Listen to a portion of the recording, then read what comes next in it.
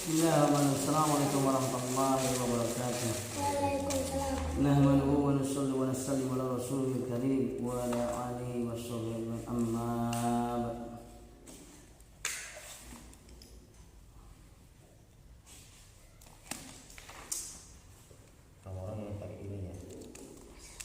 Kisah ke-19 daripada sedekah tentang kisah ahli zuhud dan dermawan.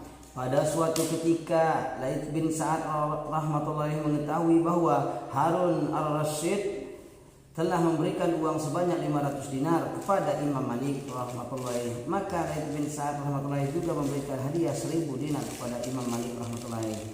Ketika sang raja mengetahuinya, ia menunjukkan perasaan tidak suka dan berkata kepada Laits bin Sa'ad rahmatullahi, "Engkau adalah salah seorang dari rakyatku, akan tetapi engkau ingin melebihi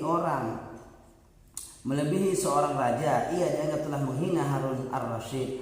Laits rahmatullahi berkata, "Wahai Amirul Mukminin, saya tidak bermaksud menghina khalifah, tetapi karena penghasilan saya setiap hari 1000 dinar, maka saya malu memberikan seorang ulama besar kurang dari penghasilan saya dalam sehari." Laits bin Sa'ad rahmatullahi juga mempunyai kebiasaan mengirim uang sebanyak 100 dinar per tahun kepada Imam Malik rahmatullahi. Selain itu, Imam Malik rahmatullahi juga menerima hadiah-hadiah dari sumber yang lain. Akan tetapi Imam Malik rahmatullahi menginfakkannya dalam jumlah yang sangat besar sehingga ia masih mempunyai utang. Laits rahmatullahi sendiri adalah seorang muhadis yang terkenal. Setiap hari penghasilannya sebesar 1000 dinar, tetapi selama hidupnya ia tidak pernah memiliki kewajiban membayar zakat, karena zakat menjadi wajib apabila telah mencapai jumlah tertentu atau 200 dirham.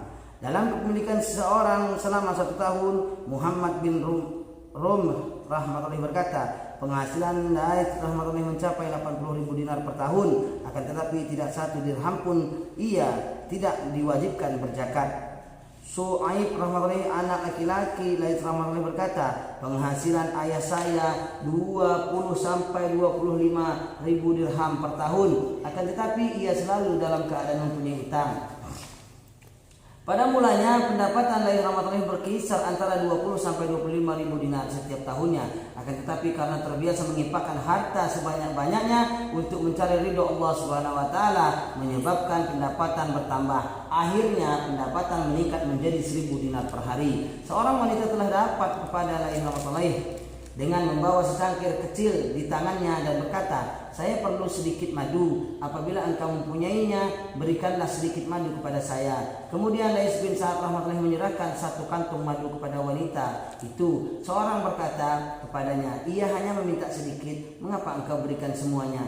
Laits rahmatullahi berkata, "Itulah permintaannya. Ia hanya meminta sekedar keperluannya, maka aku harus memberi sesuai apa yang telah Allah Subhanahu wa taala berikan kepadaku." Pada suatu ketika beberapa orang telah membeli buah-buahan di kebunnya. Orang-orang yang membeli mengalami kerugian. Ketika ia mengetahui, maka ia membatalkan jual beli itu dan mengembalikannya harga yang telah ia terima. Ia juga memberikan kepada mereka uang sebanyak 50 dinar dari keuntungan sendiri. Seorang bertanya, "Mengapa engkau kembalikan kepada mereka dari harga yang semestinya?" Ia menjawab, "Mereka telah mengharapkan keuntungan dari kebunku. Aku tidak ingin mereka kecewa." Alhamdulillah, ada satu kisah dari kita pada sedekah tentang kisah ahli zuhud dan dermawan. Mudah-mudahan apa yang kita dengarkan bisa kita pahami dan kita sampaikan dan kita amalkan. Demi sempurnanya majelis, mari kita tutup doa kepada majelis. Subhanakallahumma wa bihamdika, la ilaha illa anta, astaghfiruka wa atubu ilaik. Assalamualaikum warahmatullahi wabarakatuh.